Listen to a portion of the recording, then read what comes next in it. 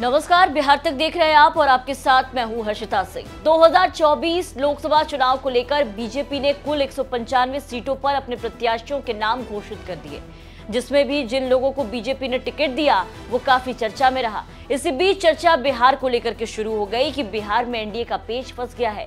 इस चर्चा की शुरुआत तब हुई जब बीजेपी ने पड़ोसी राज्य यूपी बंगाल तक में उम्मीदवारों के नाम की घोषणा कर दी, लेकिन बिहार में दूर दूर तक कहीं कोई लिस्ट नजर नहीं आया, बिहार का कोई नाम नजर नहीं आया, जिसको लेकर के सवाल उठने लगे हैं कि बिहार में सीटों को लेकर के एनडीए का पेच फंसा है।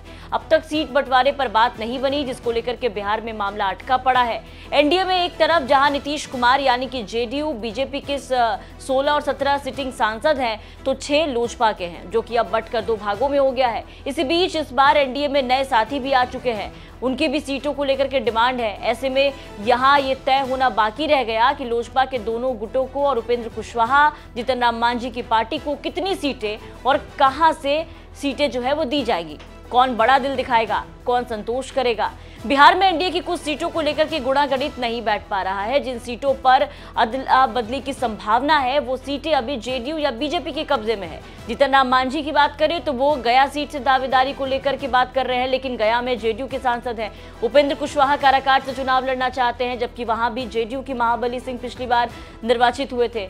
गया काराकाट के अलावा वैशाली, नवादा के साथ साथ कुछ और सीटों पर बदलाव के आसार जो है वो जताए जा रहे हैं। हाजीपुर सीट को लेकर के आप देख लीजिए कि हाजीपुर सीट पर भी पशुपति पारस और चिराग पासवान चाचा भतीजा दोनों दावेदारी ठोक रहे हैं, इसमें पेच अटका हुआ है। इसके अलावा सीट शेयरिंग पर बात नहीं बन पा रही है, क्योंकि पिछले लोकसभा चुनाव में आप देखेंगे तो बीजेपी जेडीयू एलजेपी थी, जिसमें 17 सीटों पर बीजेपी और जेडीयू ने चुनाव लड़ा, वहीं एलजेपी 6, लेकिन इस बार साथ में मांझी और कुशवाहा भी हैं। और इस बार एनडीए में सीटों का गणित बिगड़ा है नीतीश कुमार के वापसी को लेकर के, जिसके कारण एनडीए में शामिल सहयोगी दलों को साफ नुकसान होता दिख रहा है।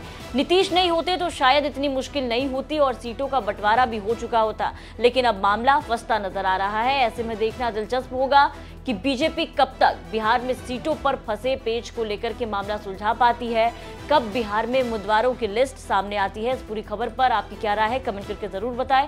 बिहार की तमाम खबरों के लिए आप बने रहे बिहार तक के साथ।